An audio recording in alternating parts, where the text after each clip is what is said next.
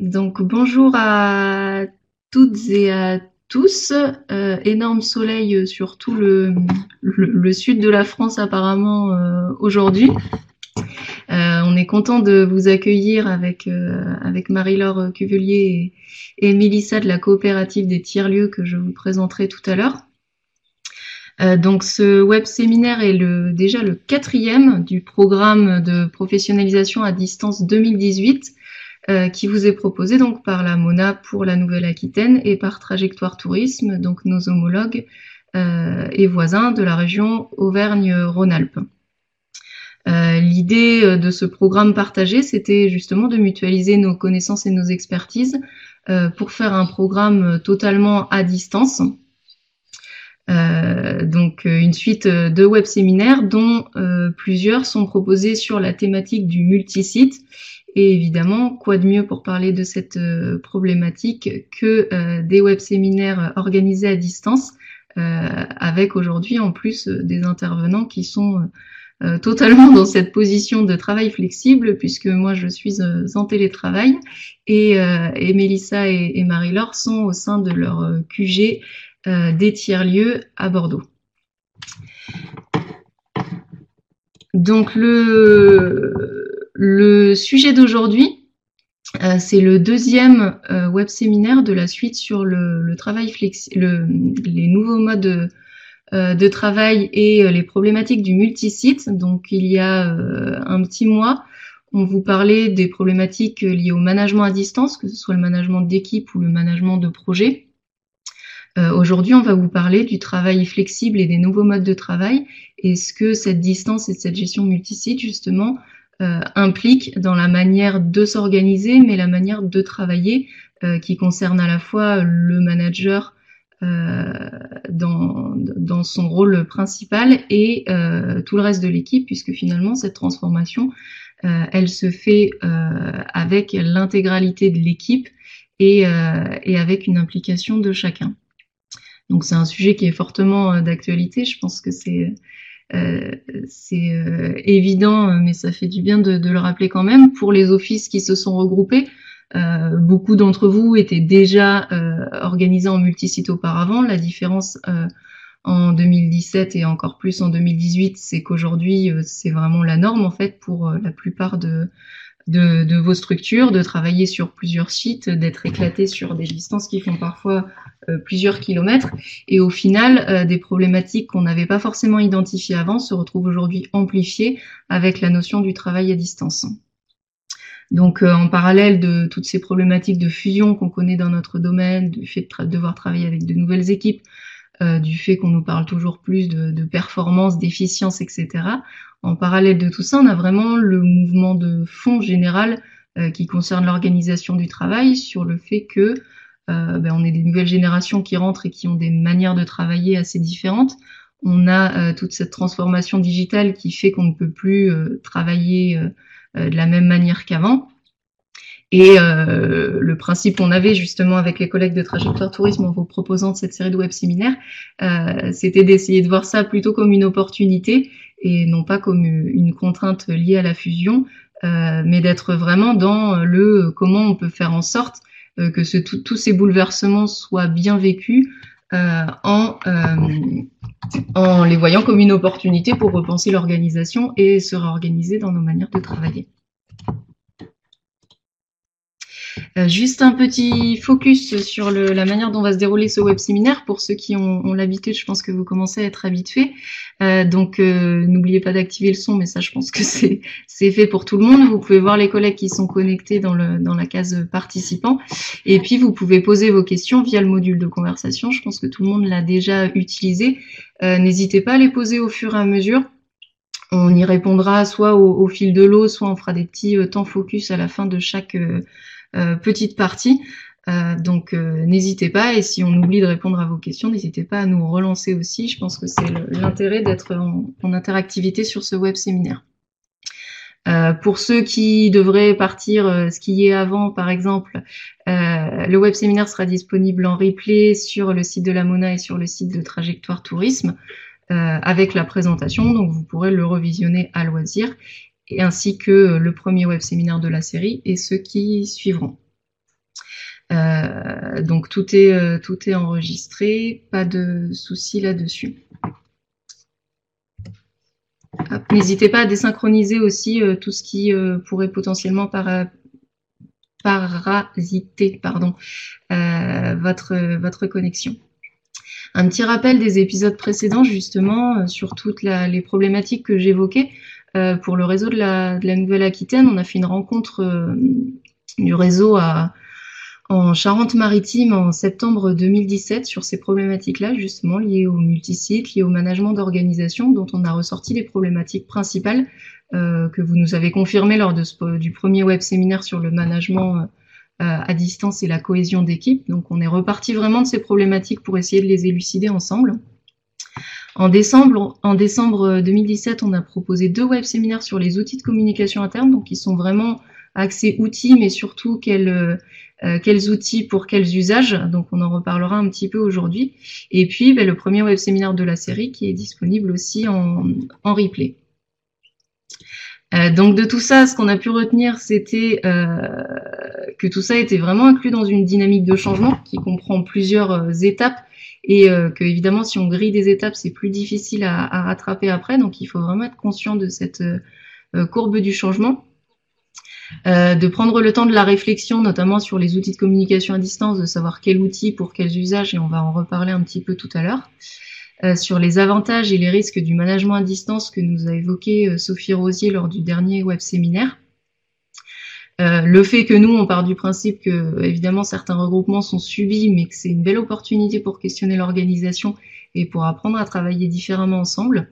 Et puis enfin, la petite équation qui nous était proposée justement par Sophie Rosier la dernière fois sur la performance d'une équipe. Elle partait du principe que la cohésion, c'était vraiment l'énergie du lien entre les différents membres de l'équipe. Et elle nous proposait cette équation comme quoi la performance, c'était l'efficacité de l'équipe multipliée par le bien-être au carré, parce qu'évidemment, cette notion est très très importante et encore plus dans le à distance, parce qu'on loupe un petit peu toutes ces perceptions qu'on peut avoir en présence. Donc je vais laisser Marie-Laure et Mélissa enchaîner pour se présenter déjà la coopérative des tiers-lieux.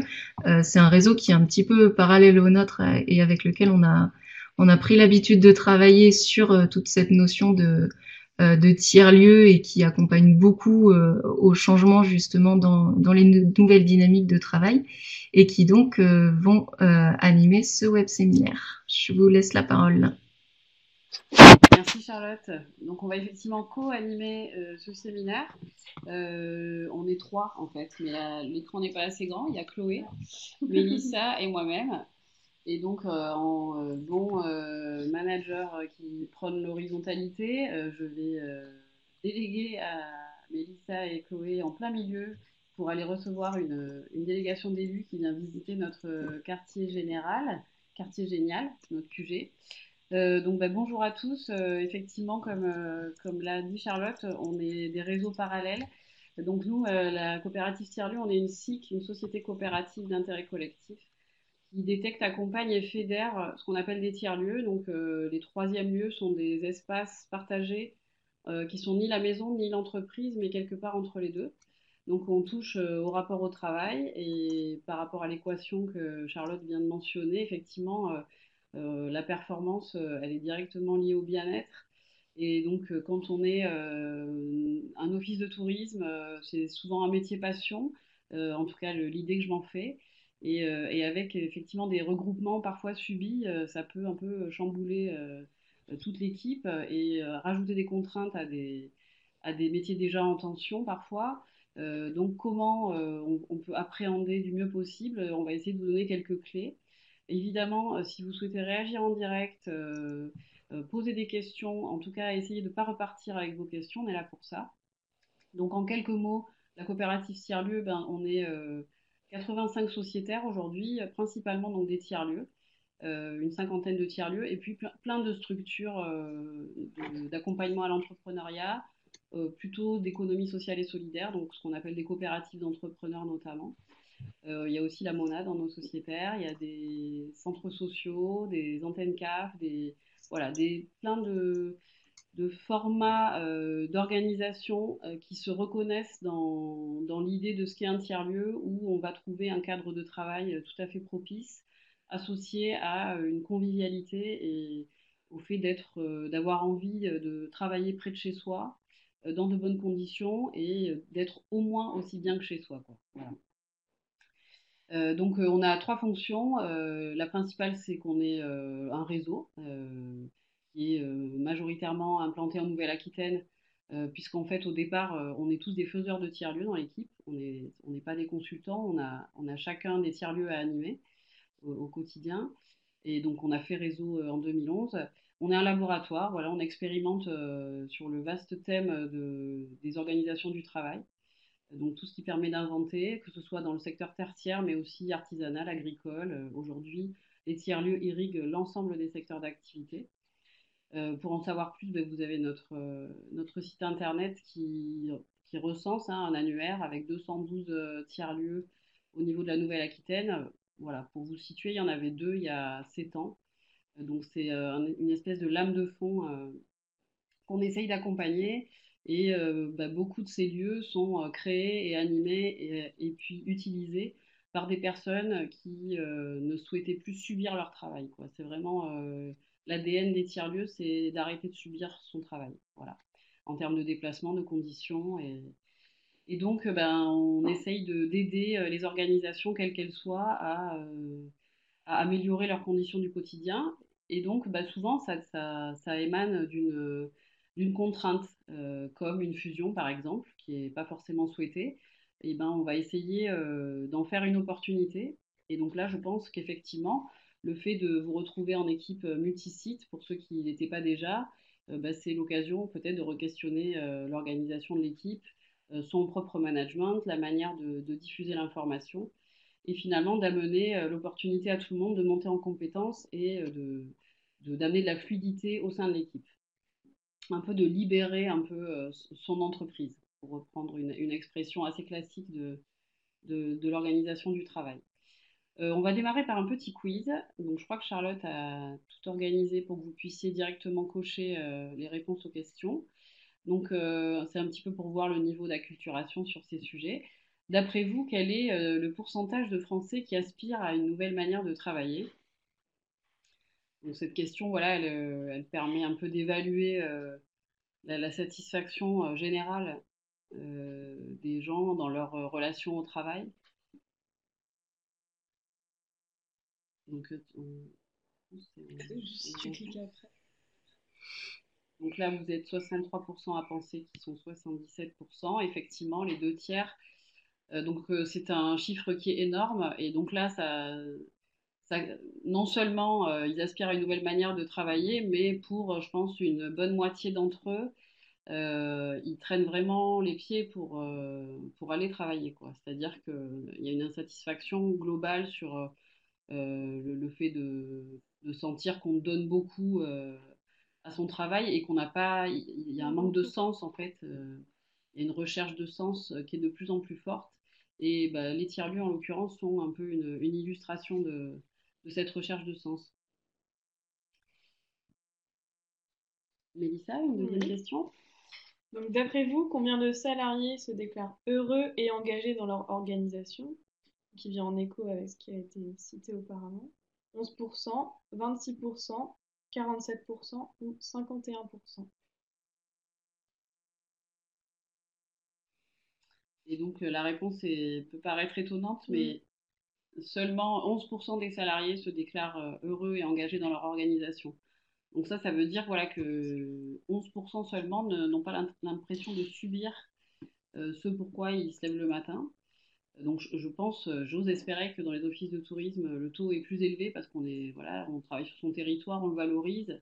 Après, effectivement, c'est tout un ensemble et pas simplement l'action en elle-même, mais c'est un taux très faible et effectivement, il y a de plus en plus de conduites de changement qui visent justement à prendre en compte les besoins et les envies de l'ensemble des équipes pour améliorer cet engagement. C'est plutôt positif de voir vos réponses parce que justement on avait ce chiffre remonte, donc on est peut-être plus heureux dans le domaine des offices de tourisme que dans d'autres domaines. Ça remonte le moral un peu. Troisième question, d'après vous, combien de jeunes actifs ne veulent plus de bureaux classiques? 27%, 42%, 68%, 93%. Voilà, donc 93% des jeunes actifs ne veulent plus de bureaux classiques, hein. Vous étiez plutôt 68% sur ce taux-là dans les répondants. Donc ça, effectivement, ça sonne un peu la fin du salariat classique du métro boulot dodo. On le voit, les tiers-lieux notamment, hein, leur développement permet d'envisager de travailler plus près de chez soi et la manière dont ils sont agencés, c'est une des questions que peut-être qu'on aura abordées dans le web séminaire, la convivialité des espaces, le fait de ne pas être que sur du bureau fermé et tristouné, et pour beaucoup dans le ressenti des salariés. Et donc aujourd'hui, les tiers-lieux sont remplis de jeunes des générations X, Y, Z qui n'ont plus envie de sacrifier quoi que ce soit et qui préfèrent voilà, travailler quand ils veulent. Et donc c'est eux-mêmes qui amènent cette grande flexibilité en termes d'horaire, de tenue vestimentaire aussi, quoi. On trouve beaucoup de tiers-lieux où on travaille en chaussettes, par exemple. C'est un détail, mais qui veut dire beaucoup dans l'approche qu'on a au travail, quoi. On n'est plus jugé là-dessus, mais c'est sur ses compétences avant tout. Et donc, on aspire à mieux vivre au quotidien dans son bureau. Charlotte, tu veux compléter avec ce slide ou j'enchaîne? Non, c'était vraiment la transition justement avec ce quiz de se rendre compte que c'est un mouvement de fond et qu'il y a en parallèle à la fois nous qui sommes impactés par les fusions, etc., mais que ce mouvement il concerne vraiment pas que notre domaine et voilà, c'est un mouvement de fond. Alors dans les tiers-lieux, vous me corrigerez si je me trompe les filles, mais dans les tiers-lieux on a beaucoup de freelance et de gens qui travaillent en entrepreneur de manière plus ou moins, qui était avant plus ou moins isolé. On a encore assez peu finalement en pourcentage de salariés qui vont travailler ailleurs, mais il me semble que ce chiffre augmente de plus en plus et qui montre du coup qu'on se retrouve de plus en plus dans des configurations où l'entreprise elle est un petit peu éclatée, libérée. Alors dans le monde des offices de tourisme, on sera plutôt sur comment on travaille sur plusieurs lieux au sein de l'équipe et pas forcément comment on va travailler ailleurs. Mais ça permet justement d'illustrer comment on fait pour travailler en équipe quand on n'est pas tous au même endroit et quand on perd un petit peu ces repères qui sont finalement partagés par de nombreux domaines. Tout à fait. Donc effectivement, pour répondre à ta question, les télétravailleurs salariés sont encore minoritaires dans les tiers-lieux, mais on est quand même à parfois la moitié des utilisateurs d'un lieu qui sont donc des salariés en télétravail. Donc évidemment, on est conscient que tous les postes ne sont pas télétravaillables. On estime à peu près 50% aujourd'hui les postes qui peuvent travailler de n'importe où. Voilà, il y a évidemment la fonction accueil qui est importante dans les offices de tourisme. Mais je pense que repenser l'organisation d'une équipe quand on est en équipe distribuée sur plusieurs sites, ça permet aussi à un moment donné d'intégrer la modalité télétravail. En fait, c'est vraiment une question de gestion de typologie de tâches, de multicompétences aussi. On sait il y avait notamment une interrogation quant à la spécialisation des équipes, justement, à l'aune des fusions. Mais vraiment un élément très important qu'on retrouve dans ce qu'on appelle les entreprises libérées, donc là où pour le coup les personnes sont souvent très engagées, et ça se ressent aussi dans les statuts juridiques, qu'on soit en asso ou en société coopérative, c'est-à-dire que chaque salarié est sociétaire de sa structure, ça permet aussi d'avoir un engagement d'une toute autre nature quand on a l'impression de travailler un peu pour soi chaque jour. Et donc, je pense que la question de l'organisation en équipe distribuée, elle permet vraiment de tout réinterroger. Et la polyvalence dans les entreprises libérées, c'est un des maîtres mots. C'est-à-dire qu'il y a, je pense à une scierie dans la Creuse qui s'appelle Ambiance Bois, où l'ensemble de l'équipe change de poste régulièrement. Donc ça permet évidemment d'horizontaliser le management, mais tout le monde passe à l'administratif à un moment donné, tout le monde passe à l'atelier de fabrication. Voilà, ça permet vraiment de développer l'empathie déjà dans l'équipe et puis aussi de renouveler l'intérêt de son travail en changeant souvent, quoi. Ça empêche l'installation d'une espèce de routine un peu sclérosante. Donc les objectifs du web séminaire, je les rappelle, et donc ils émanent aussi des questions que vous avez pu poser sur les sessions précédentes. L'idée est donc de comprendre les implications de ces évolutions de mode d'organisation de travail, donc sur la modalité de la distance aujourd'hui, en tant que manager évidemment, mais aussi en tant que membre de l'équipe, que tout un chacun se sente impliqué. Et donc on va essayer aussi de vous donner des éléments pour que vous facilitez l'implication de vos équipes. Anticiper les effets de cette équipe distribuée sur l'organisation de la structure, comment on fait quand quand c'est pas encore arrivé, pour évidemment éviter de le subir, puisque ça va de fait amener du changement, et comment on peut engager donc la transition vers une organisation plus adaptée, par quoi on commence, quels sont les éléments faciles à mettre en œuvre pour, voilà, pour ne pas subir toujours, hein. Donc les problématiques qu'on a pu identifier, c'est comment on peut repositionner son management avec cette nouvelle modalité de distance. Et directement, ça impacte évidemment sur les moyens de communiquer avec l'équipe. Donc, et à l'interne, comment on va diffuser l'information, qu'est-ce que ça peut impacter concrètement. Et puis, c'est aussi pour nous peut-être des clés un peu faciles à mettre en œuvre au quotidien dans vos journées de travail et de manager. Et puis, comment organiser une transition positive pour limiter l'appréhension de l'inconnu par l'équipe et justement limiter la résistance au changement qui est de toute façon assez naturelle souvent dans les entreprises.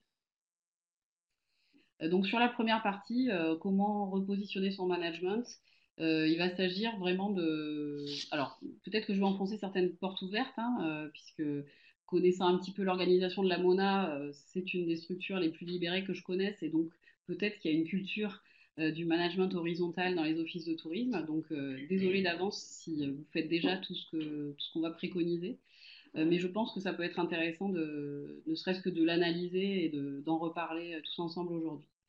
Donc, un exemple de témoignage du directeur des ventes Compass, qui est un gros annuaire d'entreprise à l'international. Mon rôle est de motiver mes équipes et de les amener à trouver les solutions elles-mêmes et pas de contrôler pour contrôler. Le management à distance tire davantage les gens vers le haut car ils doivent faire preuve d'autonomie. Donc ça, effectivement, c'est un levier qui est super intéressant quand on passe en multisite. C'est-à-dire que si on est plutôt un manager qui est d'habitude dans le contrôle, là, on va être un peu obligé de lâcher et de faire confiance. C'est non seulement indispensable, mais là, vous ne pourrez pas faire autrement. Donc, on va passer vraiment d'une posture de contrôle, puisque la culture managériale franco-française, c'est la culture du présentiel, le fait d'être dans les locaux. Et donc ça, c'est vraiment un a priori contre lequel on se bat, nous, hein, quand on met en œuvre le télétravail dans les organisations. C'est-à-dire qu'il ne suffit pas d'être dans un bureau pour travailler correctement, hein. On peut tout à fait glander, passez-moi l'expression, devant un ordinateur dans son bureau, quoi. Mais la culture managériale française fait que généralement le manager est rassuré de savoir que ses salariés sont dans le bureau à côté. Donc il va falloir re-questionner ça, puisque là, c'est plus possible. Vous ne pouvez pas vérifier qu'ils sont à l'heure, voilà, qu'ils ne partent pas avant. Donc on va repenser ces modalités-là. Pour ça, il faut essayer de poser un cadre. Et donc le meilleur des moyens, c'est de proposer une formation à l'ensemble de l'équipe et de faire tout ensemble, de co-construire les choses. Mais c'est pas toujours possible. Donc, il y a déjà, de la part du manager, la possibilité d'essayer de poser un cadre. Donc, plus ce cadre pourra être posé avec l'ensemble de l'équipe, plus il sera pertinent. Et moins il y aura de résistance de fait si les gens sont impliqués et peuvent s'approprier eux-mêmes les éléments de ce cadre. Mais bon, parfois, je sais qu'on est limité et qu'on ne peut pas toujours impliquer tout le monde, notamment parce qu'il y a cette distance. Donc, l'idée, c'est de fixer des règles, donc des objectifs, peut-être de lister des moyens qui devraient être mis à disposition, de répartir les responsabilités. Donc, je pense que ça peut être bien aussi d'avoir peut-être au sein de vos équipes, pas forcément vous-même, mais un référent sur la notion de travail à distance, que ce sujet soit un vrai sujet au sein de l'équipe et que vous vous positionnez un peu en mode expérimentation. Si c'est pas encore fait, bah, prévoir 6 mois, un an de phase de on va tester des choses et puis on va réajuster si ça fonctionne pas, ou au contraire valider si ça fonctionne bien, mais que tout un chacun se sente à même de proposer des modalités de faire, de voilà comment, qu'est-ce que ça va changer, d'établir un peu le panorama de départ, qu'est-ce que ça va changer le fait de plus être sur le même site, le fait d'avoir des nouveaux collègues qu'on ne connaît pas qui sont sur un autre site. Voilà, d'essayer de réfléchir tous ensemble à ça. Ce sera de toute façon pas inutile de créer du lien de fait si vous avez des nouveaux membres dans vos équipes, mais vraiment voilà, de consulter tout le monde et d'avoir plutôt une posture d'animateur et de coordinateur que de vraiment purement décideur.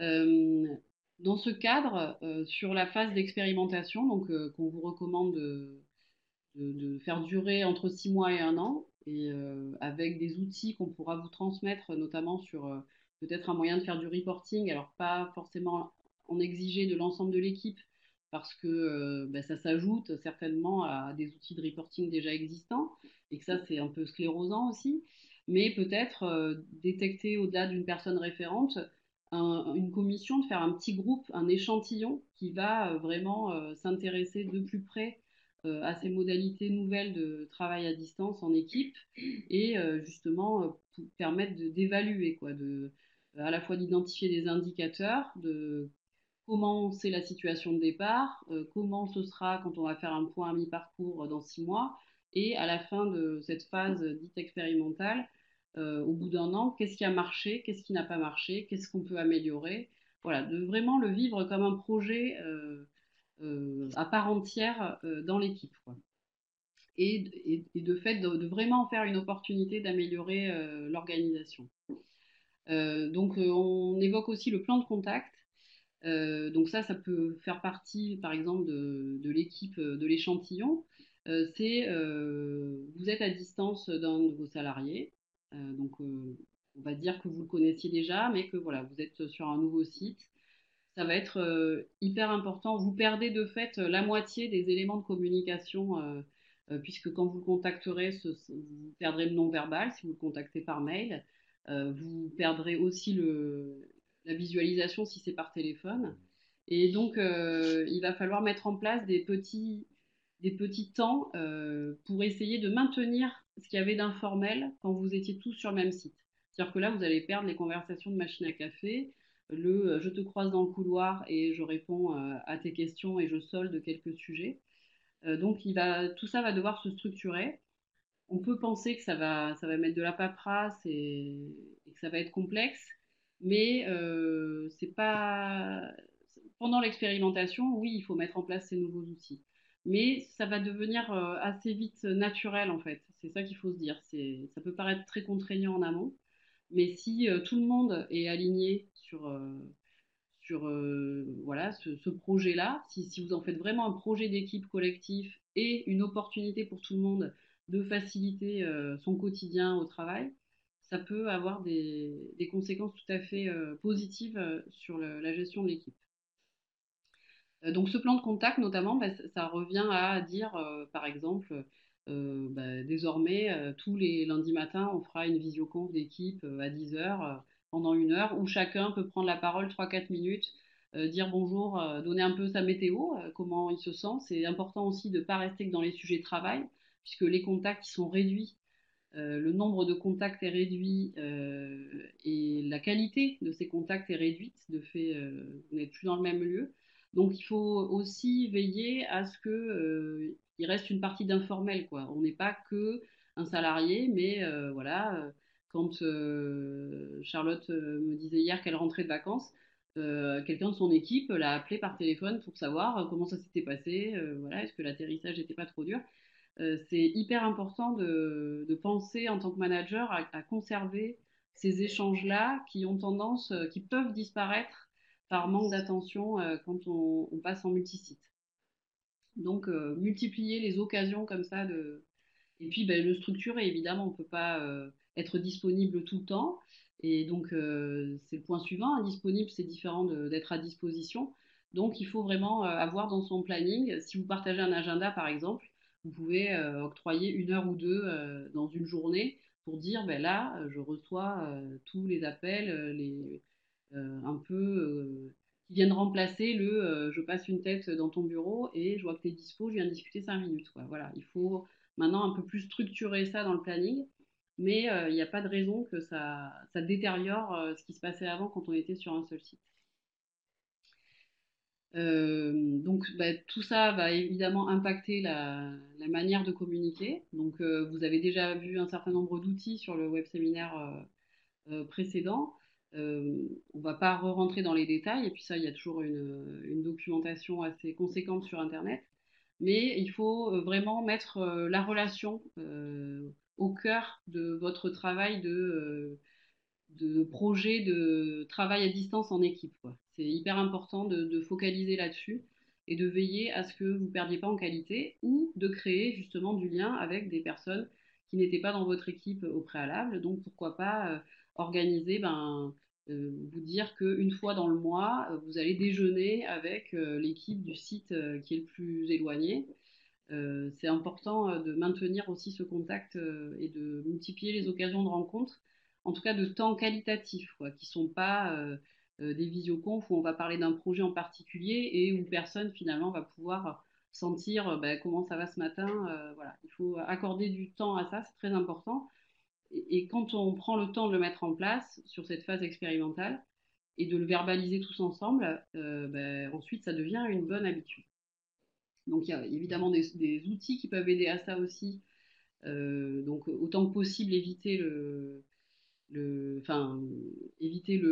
l'écrit hein, pour ce genre de choses. Tout ce qui est informel doit être le plus naturel possible. Donc quand on ne peut pas passer sa vie au téléphone, on peut aussi avoir un petit widget sur son bureau, un outil de chat, de discussion instantanée. C'est quelque chose qui est très utilisé aussi dans les entreprises qui pratiquent le télétravail à haute dose. Ça permet aux collègues qui arrivent le matin, qui s'installent à leur bureau, de dire salut, je suis là, je vous souhaite une bonne journée. C'est des petites choses qui peuvent paraître toutes bêtes, mais qui ont une importance capitale dans la relation de l'équipe. Sur la gestion des conflits, évidemment, la distance a aussi un impact. Donc, on va essayer de veiller notamment à ne pas surformaliser. C'est-à-dire que quelque chose, un petit conflit, une discussion un peu houleuse qui pouvait se gérer en 3 minutes dans le couloir et voilà, et on passait à autre chose.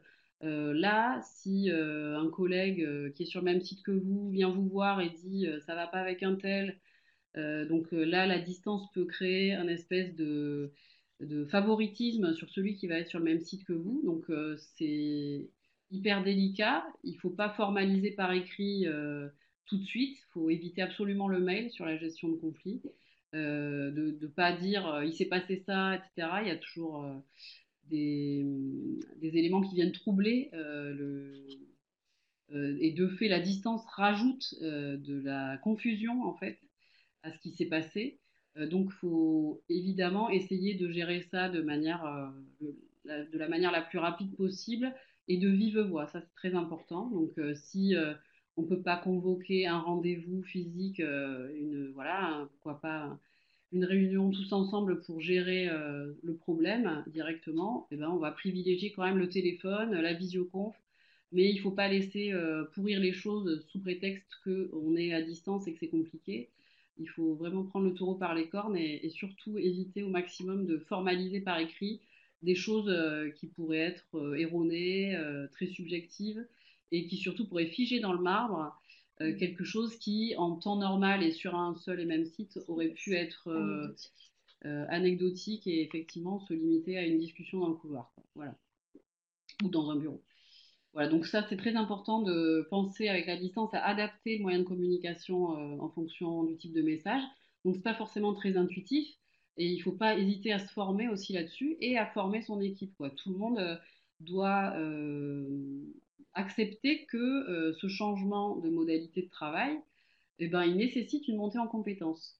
On utilise le mail depuis peut-être 15 ans maintenant. Je suis certaine que parmi vous, personne n'a jamais été formé à l'utilisation du mail, quoi. Donc aujourd'hui, on l'utilise à outrance. Pour un oui, pour un non, pour parler à son voisin de bureau, on va envoyer un mail, on va mettre la terre entière en copie. Donc tout ça, ça peut, ça détériore complètement le message et le rôle même du mail, quoi, qui consistait à faire gagner du temps et qui aujourd'hui nous en fait perdre plus que de raison.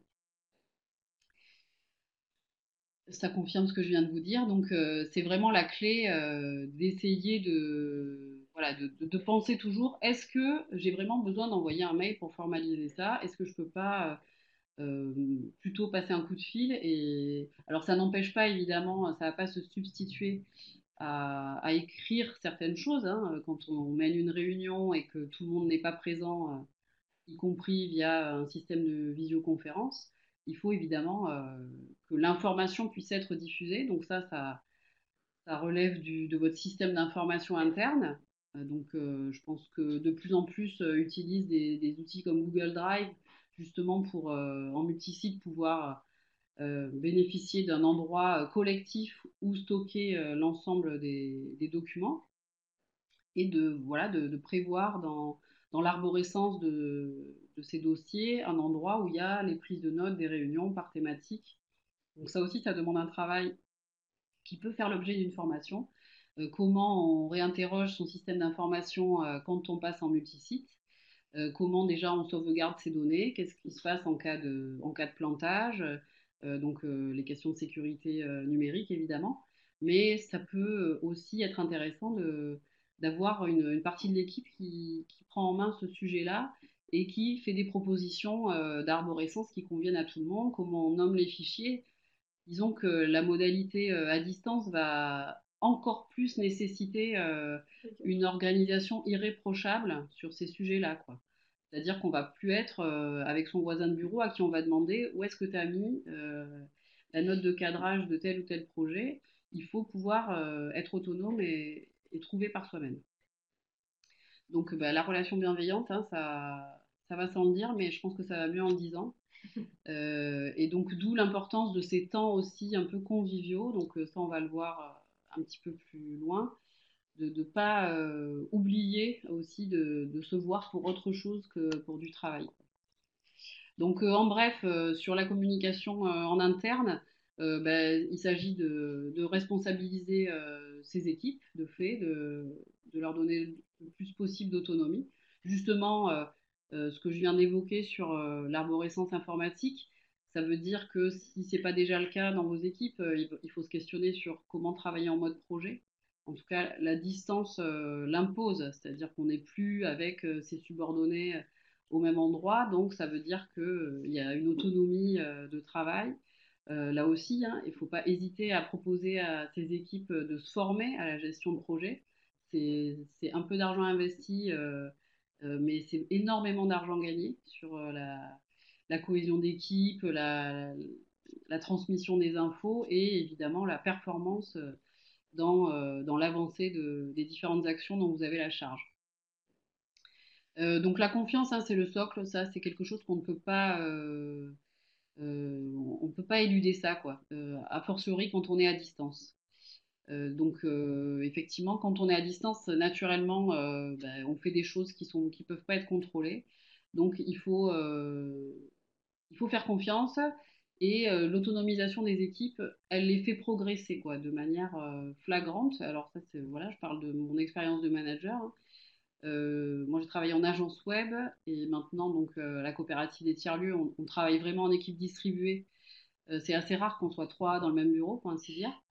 Et donc, c'est hyper important de lâcher du lest et c'est comme ça que les salariés se rendent compte que finalement, ils sont capables. Il faut les faire sortir de leur zone de confort en leur maintenant un cadre. Mais les retours que les filles ici présentes peuvent me faire quand justement je les challenge sur des projets où elles se disent est-ce que je vais être à la hauteur, ben, c'est que c'est pas confortable parce qu'on se sent plus sous la coupe de son manager, il est plus présent tout le temps, mais finalement, une fois qu'on a rempli sa mission, on se sent tellement plus. Finalement, on en a été capable, on est beaucoup plus fier, on est reconnaissant de ça et ça permet de franchir la marche suivante pour prendre l'initiative de nouveaux projets au sein de la structure. Donc tout ça, on l'a dit, la responsabilité. Je vais passer assez vite, hein. Je ne sais pas au niveau du timing. Charlotte, n'hésite pas à m'interrompre. Euh, Il est 11h42, donc je pense on peut accélérer un petit peu. N'hésitez pas, surtout si vous avez des questions ou des remarques entre-temps, à nous dire si vous vous reconnaissez là-dedans, si ça vous parle, ou si vous aimeriez qu'on fasse un petit focus sur un point particulier.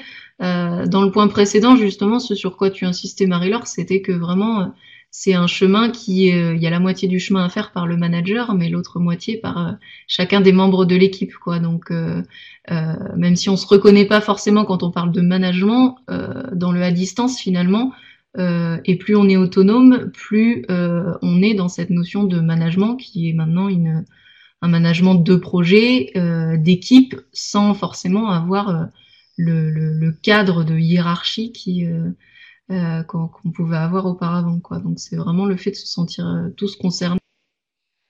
et ben donc, magnifique illustration de ce que tu viens de raconter. Je vais passer la main à Chloé, qui va vous parler des outils donc assez rapidement puisque vous les avez déjà évoqués, mais voilà, de faire le point sur les basiques dans une organisation de travail en équipe à distance.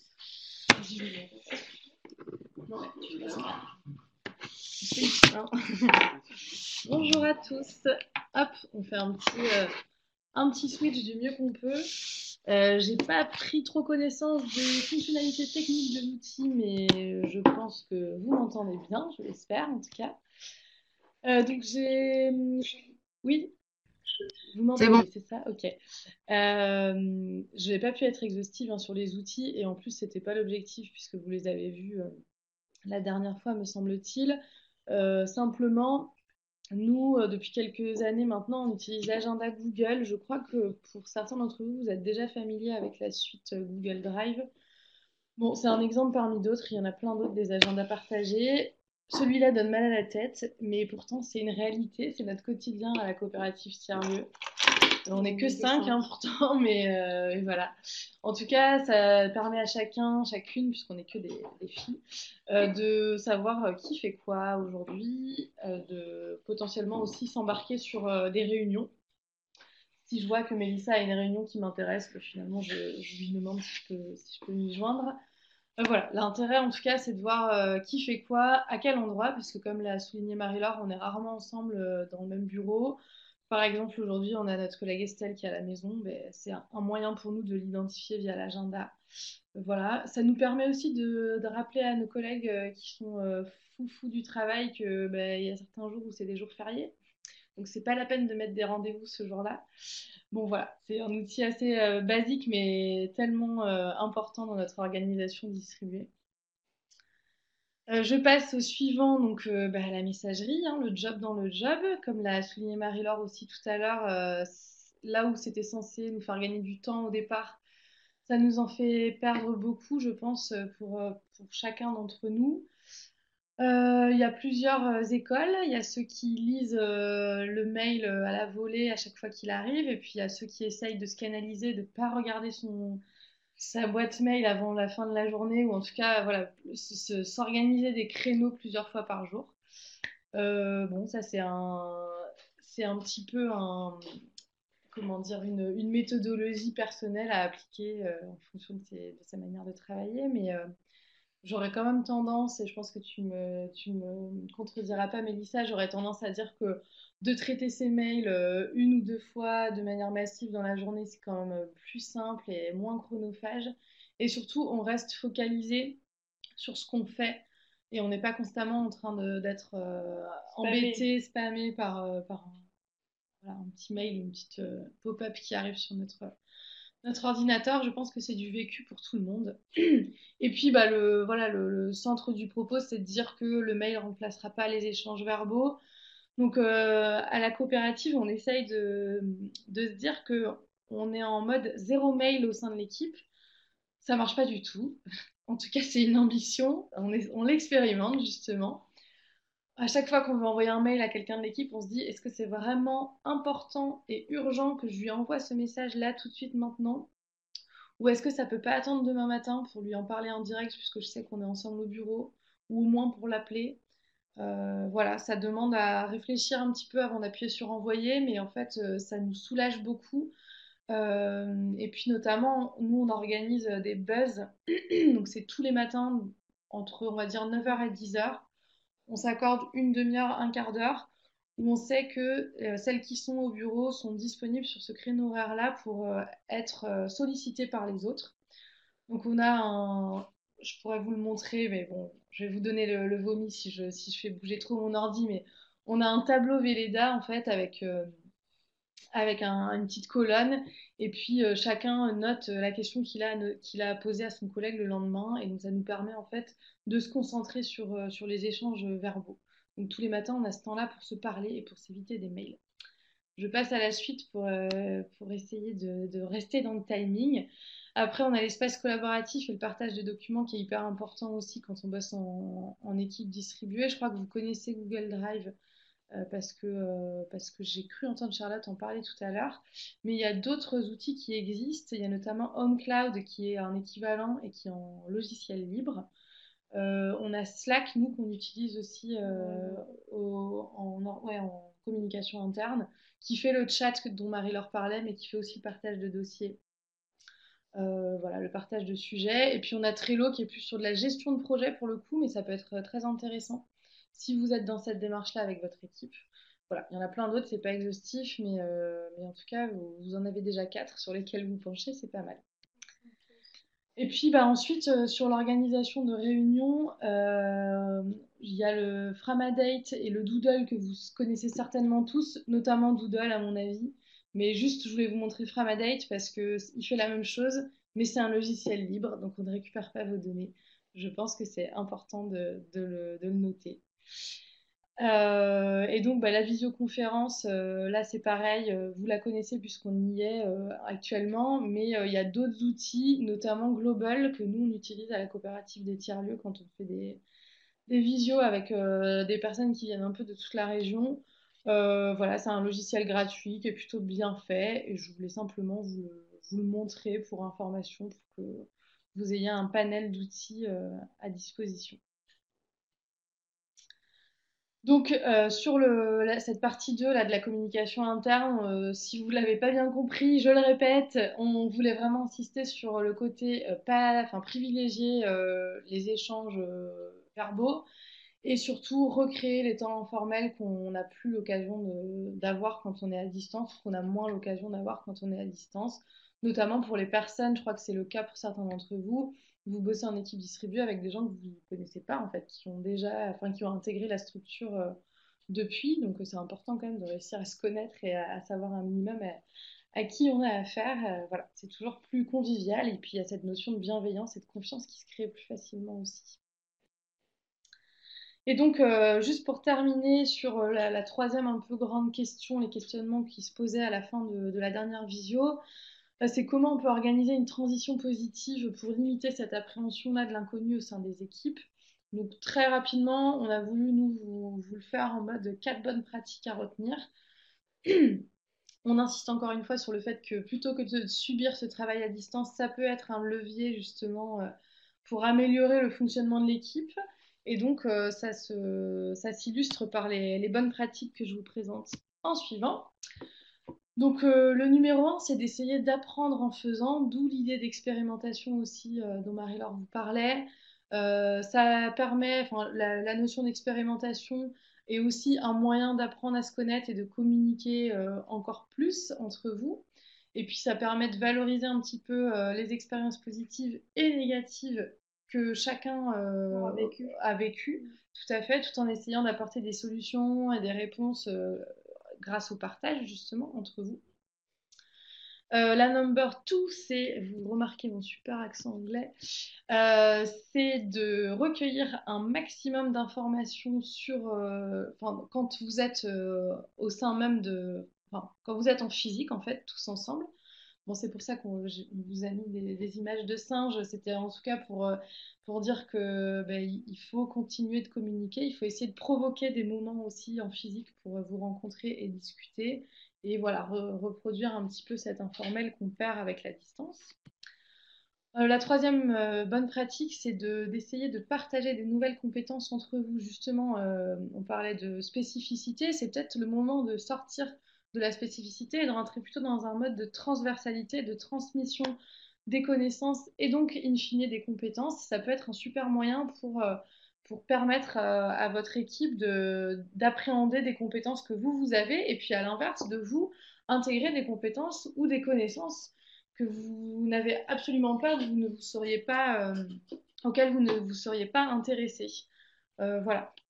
Et puis, la dernière bonne pratique, bah, c'est que c'est à vous aussi de donner l'exemple, mais quand je dis vous, c'est pas vous seulement manager, c'est essayer aussi de mettre vos salariés dans la posture de transmission, de se dire, bah voilà, on porte une expérimentation, ou en tout cas, on commence à travailler à distance. Ça ne doit pas reposer que sur moi, manager, ça doit vraiment, comme tu le disais Charlotte, la moitié du chemin doit être faite par vous aussi. Donc à vous d'incarner cette posture de travail à distance en ayant le réflexe, par exemple, de pas, plutôt que de faire venir un prestataire dans votre local, bah, vous pouvez peut-être lui proposer de le faire à visioconférence. Voilà, c'est des petites choses toutes bêtes comme ça, mais essayez de faire en sorte que l'équipe incarne ce nouveau mode de travail au maximum. Et donc, vraiment les indispensables à retenir, c'est que forcément, le travail à distance, c'est un changement qu'il faut apprivoiser. Donc là, il faut se laisser du temps, il ne faut pas être trop pressé non plus de voir des résultats probants tout de suite, tout de suite. Bon, il y a des outils numériques à maîtriser, mais je crois que c'est plutôt le cas quand même pour vous. En tout cas, comme l'a dit Marie-Laure, ça peut faire l'objet d'une formation. Ça suppose le travail à distance, d'avoir une nouvelle organisation en interne, c'est évident. Donc l'expérimentation est un super outil pour ça. Prendre le temps de se poser, d'évaluer et de discuter, de mettre en place des mini-process très simples et qui vont vous permettre de fluidifier votre organisation. Et puis bah, là, vous l'aurez compris, hein,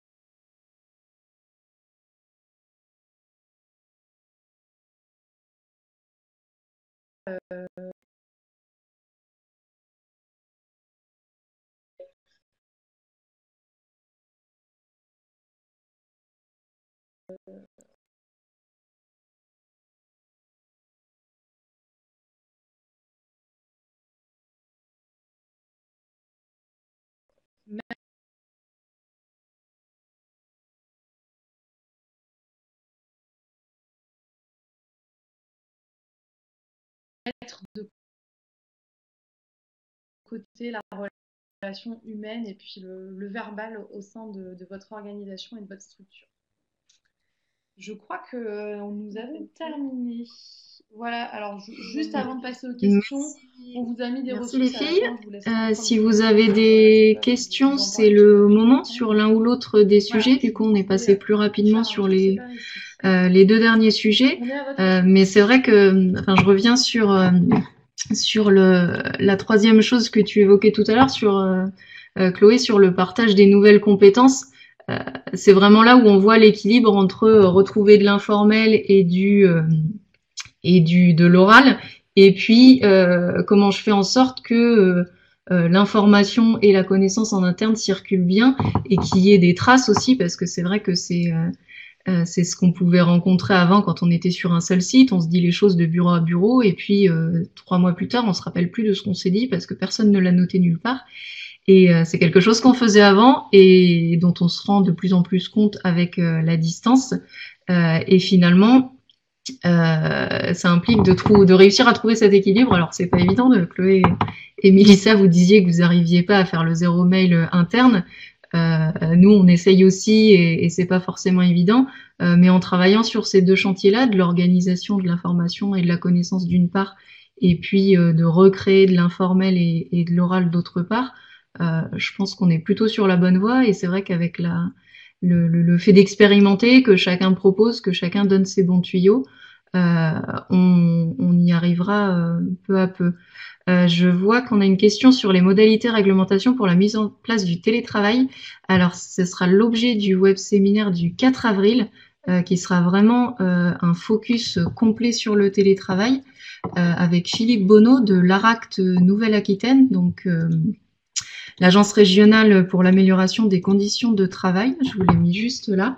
Et donc là, on évoquera à la fois la réglementation sur la mise en place du télétravail, puisqu'elle a évolué avec les dernières ordonnances, mais aussi la pratique, parce que je pense que les filles vous me confirmerez, entre tout ce qui existe au niveau théorique et puis la pratique, il y a parfois un gap, et que finalement c'est cette pratique qui fait que la cohésion d'équipe fonctionne et que le travail à distance fonctionne malgré tout ce qu'on peut cadrer par des accords d'entreprise, etc., etc.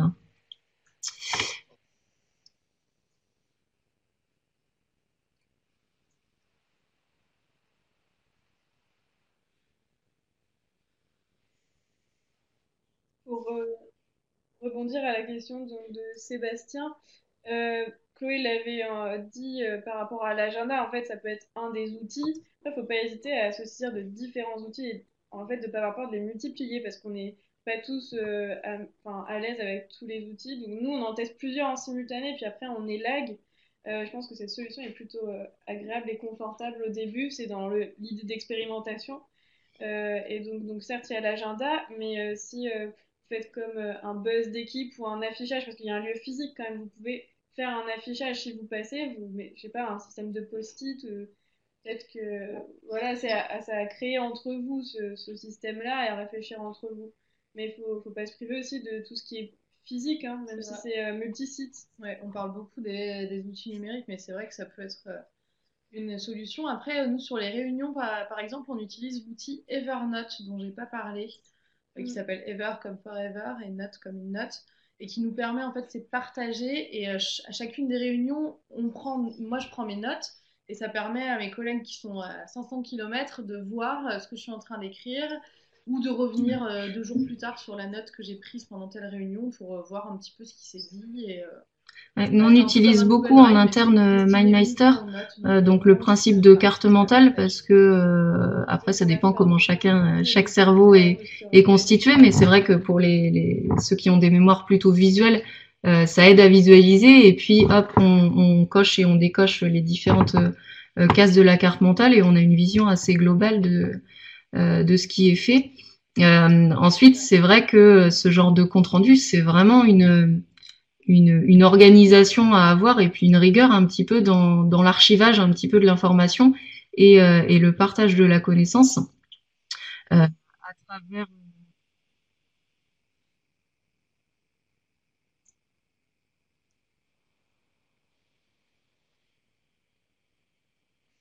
Ouais, mais du coup, ça oblige aussi à garder que l'essentiel. Parce que les outils numériques, c'est bien beau, mais quand on se débriefe entre nous, ça arrive à peu près une fois par semaine qu'on réussisse quand même à débriefer, mais on a tellement de choses à se dire que ça nous oblige à être hyper succinct et voilà, à aller vraiment à l'essentiel de la réunion bidule chouette qui s'est passée la semaine Le dernière. fait de se faire aussi lors de réunions mensuelles en équipe des petits focus justement sur les avancées des projets de chacun, je compare ça au moment de transmission, parce qu'ils appellent ça comme ça dans la médecine par exemple. Les médecins qui prennent une garde, ils arrivent, ils n'ont pas suivi tout ce qui s'était passé depuis 48 heures ou 72 heures. Du coup, il y a 10 minutes de transmission à chaque fois, où toute l'équipe se réunit avec qu'est-ce que vous avez fait, quel patient vous avez, etc., etc. Là, j'enfonce une porte ouverte, j'en suis consciente, mais je pense que c'est quelque chose qu'on a tendance à oublier dans notre travail, et qui pourtant est super super efficace, quoi, à condition que chacun ait préparé justement cette transmission et d'avoir un support, alors qu'il soit qu'il soit papier scanné dans le Drive, ou qu'il soit une carte mentale, ou qu'il soit Evernote, mais d'avoir vraiment ces temps de transmission où ça implique que la personne ait réfléchi et que en 5 minutes elle nous fait un condensé de ce qu'elle a à transmettre à l'équipe, quoi. Et ça va vraiment dans cette logique d'autonomisation, pardon, et de responsabilité de chaque personne. Ouais.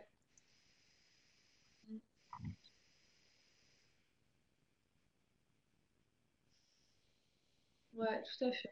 Mais du coup, ça me fait penser à l'information d'entre deux portes. Ça peut être aussi sur Hangout, là dont on parlait, sur le petit widget, un petit chat. Selon, voilà, si c'est un condensé d'une réunion, non, mais si c'est dans l'idée des transmissions, c'est pour le lendemain, si c'est un peu dans l'urgence, le chat peut aussi jouer ce rôle-là, je crois. Ouais, nous on s'écrit souvent sur Facebook en se disant salut, en fait, tu es là demain, juste pour info, il y a ça qu'il faut que tu retiennes, et puis c'est tout. Mais c'est vrai qu'on multiplie beaucoup les outils numériques, ça peut être très très embêtant au bout d'un moment aussi quand même, hein. C'est pour ça qu'il faut élaguer après l'expérimentation, d'où borner l'expérimentation. Et puis peut-être aussi, vu que vous êtes multisite, qu'il y en ait certains qui testent un outil, d'autres répartir l'expérimentation sur les outils aussi, hein. N'hésitez pas à vous appuyer sur le fait que vous soyez multisite. Oui, bah voilà. Donc après, ce que dit Sébastien, c'est qu'en fait, il n'y a pas forcément un camp de base. Et donc là, bah, ça peut être peut-être aussi des réunions. Donc l'affichage fonctionne pas forcément. Ouais, Enfin, bon, il fonctionne pas de la même manière. Mais ça peut être organiser des réunions tous les 3 mois où vous tournez d'un site à l'autre. Vous allez, je sais pas, nous, c'est ce qu'on fait. On organise ça 2 fois par an. Un séminaire d'une journée à toutes les 5. Le matin, on travaille. Après, on prend le déjeuner ensemble. Et puis l'après-midi, on fait un truc plus cool. Bon, c'est de l'ordre du hammam ou de l'activité un peu ludique. C'est facile parce qu'on n'est que 5, mais en tout cas, on se croise constamment, on est tout le temps dans le speed, et du coup, c'est des temps qui nous permettent vraiment de se poser, de discuter du boulot, certes, mais pas que, et de créer des liens un peu plus forts, en fait, tout simplement. Et donc, voilà, le fait de tourner sur les sites, et on n'est pas tous égaux devant les outils numériques, oui, c'est bien vrai.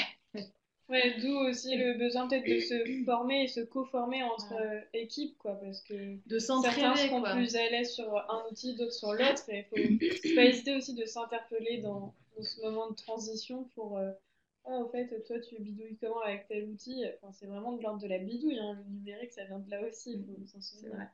Et après, j'ai lu Elodie qui dit que finalement, donc, ouais, tout le monde ne passe pas par le siège et vous avez un serveur, donc déjà c'est génial, vous avez déjà un super outil. Après, le cahier de liaison via Excel, il faut peut-être le conserver et l'augmenter d'un outil de chat éventuellement, mais si vous avez déjà tout ce qu'il vous faut, comme on avait pu pressentir au début de la conférence, que vous avez forcément des outils, et faut peut-être les questionner, mais ça et puis donc Stéphanie, donc notre collègue de Trajectoire Tourisme, nous partageait un autre outil sur les réunions de créativité, brainstorming à distance, qui peut être aussi sympa à utiliser.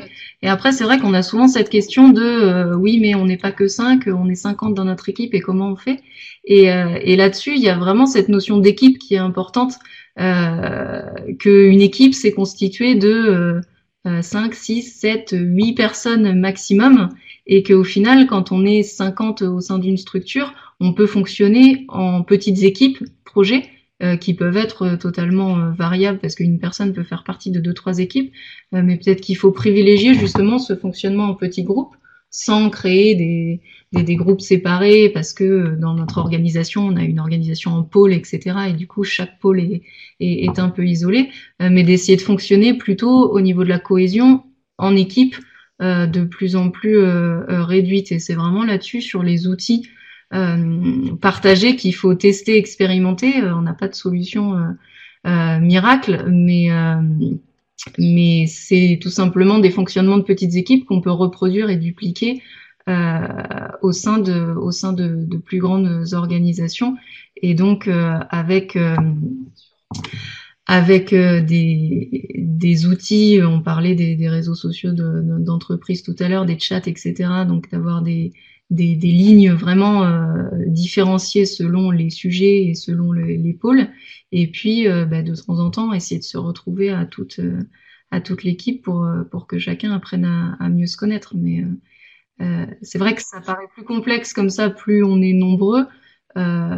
Mais étant donné qu'il y a vraiment le facteur humain, je pense que c'est pas forcément un chantier différent à 50 qu'à 5 en fait. On est vraiment sur la même logique.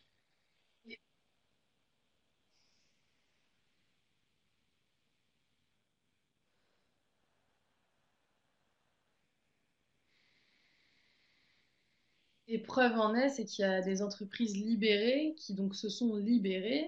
Et c'est des entreprises de 1000 salariés pour certaines. Et pourtant, elles ont réussi à apporter la transversalité en termes de compétences, de missions. Ça n'empêche pas qu'il y a toujours certainement des pôles voilà, par mission, etc. Mais en tout cas, ils ont réussi à repenser toute leur organisation de travail alors qu'ils sont plus de 1000 salariés au sein de l'équipe. Donc voilà, je ne l'ai pas mis dans les ressources, mais il y a de plus en plus. Super transition, Chloé, avec les prochains rendez-vous sur le sujet multisite, justement, parce que le prochain, c'est vraiment sur le télétravail, la théorie et la pratique. Et le 6 juin, on fera un focus sur les bonnes pratiques dans les entreprises libérées. Alors, il ne s'agira pas de faire une apologie du modèle de l'entreprise libérée et de vous dire qu'on va y passer en 6 mois, mais juste d'essayer de retrouver ce qui peut être inspirant dans ces entreprises sur les manières de voir l'organisation et sur les manières de percevoir les modes de travail, et puis d'essayer de les appliquer à nos structures. On commence à avoir maintenant un peu de recul par rapport à cette notion d'entreprise libérée qui fait un peu le buzz depuis quelques temps. Il y a des points positifs, il y a des points négatifs, des points de vigilance. Et du coup, l'idée, ce sera de vous les présenter et de présenter quelques bonnes pratiques pour continuer là-dessus. Il y a mon collègue Florent qui dit qu'il est preneur de vos infos sur les entreprises libérées. Je pense que ce sera l'occasion d'en rediscuter ensemble, justement. Je regarde s'il y a d'autres questions. Les temps d'échange sont essentiellement, notamment dans ces temps de regroupement. L'hiver, c'est possible. Hop. Mais en saison, c'est souvent là que c'est plus difficile. Ouais, et justement, là, c'est peut-être tout l'intérêt d'avoir un chat pour pouvoir discuter. On sera peut-être plus sur des temps informels parce qu'en saison, on n'aura pas le temps de se lancer sur des gros projets. Mais on veillera à conserver justement cette dynamique d'équipe et le fait de travailler vraiment tous ensemble, parce que tout le monde en saison n'est pas forcément sur les mêmes postes. Il y en a qui sont en vacances, il y en a qui sont à l'accueil, et c'est vrai que c'est pas évident de garder cet équilibre.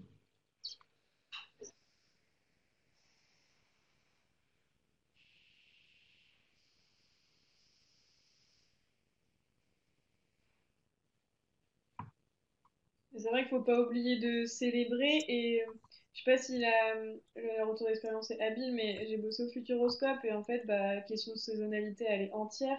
Et, en fait, on célébrait aussi à la fermeture du parc. Alors oui, ça voulait dire que le lendemain, tout le monde avait la tête enfarinée, mais c'est important de célébrer et de se retrouver. Et bon, bah oui, des fois, il y a saison hiver plus été, et oui, on compatit tous, Elodie, mais on peut organiser aussi des créneaux peut-être en soirée, je sais rien, peut-être c'est complètement inadéquat avec votre fonctionnement, ou alors multiplier aussi ces temps, et puis en fait tout le monde ne pourra pas être là en simultané, mais si on je pense que le plus dur justement quand on passe d'une équipe de peut-être de 2-3 à 10 ou de 4-5 à 15 etc. C'est de faire le deuil justement sur on va tous être sur la même ligne, tous en même temps, avoir tous la même info. Et ça, c'est pas évident autant pour le manager que pour les membres de l'équipe. Mais le fait de recréer ces petites équipes à l'intérieur de la grosse structure, ça permet d'y pallier petit à petit. Et puis les expérimentations de chaque équipe pourra alimenter celle des autres. Et voilà. À 64, c'est vrai que c'est sympa de se faire des grosses fêtes de fin de saison. Et puis ça permet de souder les liens autrement que par mail, quoi, c'est clair. 64. Il est presque 12h10, donc je vous invite à faire d'autres remarques si vous voulez, d'amener tout le monde sur ces temps informels, ouais, c'est ça. Mais il y aura peut-être pas tout le monde, mais si la majorité est là, et puis si sur 2 ans on arrive à regrouper tout le monde sur plusieurs temps, je pense que voilà, c'est un niveau d'exigence à réduire peut-être aussi. sur cette cohésion d'équipe, quoi. L'important, c'est vraiment d'être sur le global. Il faut à manger et à boire, c'est la base. Je pense on est tous d'accord là-dessus. Merci les filles. Je vais finir sur la présentation des prochaines rencontres, des prochaines formations. Donc, pour nos collègues de Nouvelle-Aquitaine, on a 2 sessions de formation sur développer sa confiance en soi et travailler en équipe. Le principe, c'est vraiment comment on retrouve ou comment on trouve sa place au sein d'une équipe, comment on se relance dans une dynamique de projet, comment on développe son leadership pour prendre confiance en soi, pour s'autonomiser, pour être responsable de ses missions. Et donc, il y aura une session à Marmande et une session à Limoges. Et puis, le deuxième sujet sur la qualité de vie au travail, donc qui peut être une des entrées justement pour mettre en place cette expérimentation du travail à distance, sur prévenir les risques psychosociaux, mais surtout mettre en place une démarche de qualité de vie au travail. Et ça, c'est une formation qui est entièrement en ligne et qui se déroule sur 3 journées différentes, sur 7 heures au total. Les formations côté trajectoire tourisme, donc chez nos voisins Auvergne-Rhône-Alpes, donc vous avez des formations sur les équipes multisites, une qui est déjà passée, et puis 2 autres sessions à Chambéry et à Valence. Et une grosse session sur collaborer à distance, les nouveaux outils pour travailler ensemble, qui se fait évidemment en partie à distance. Je pense que c'est une bonne illustration. Et puis la coopérative des tiers-lieux. Alors là, j'invite nos collègues néo-aquitains à en discuter avec nous, justement pour qu'on puisse peut-être l'intégrer sur des formations sur mesure en intra aux entreprises, pour se faire quelques modules justement sur vraiment la mise en place de ce travail à distance, et ou avec un focus justement sur le télétravail. Et ça, on en parlera le 4 avril prochain. J'espère que vous avez apprécié ce web séminaire et cet échange. Merci beaucoup les filles pour cette présentation et puis pour ce passage de témoin. Vous passerez le au revoir à Marie-Laure qui a dû s'absenter du coup.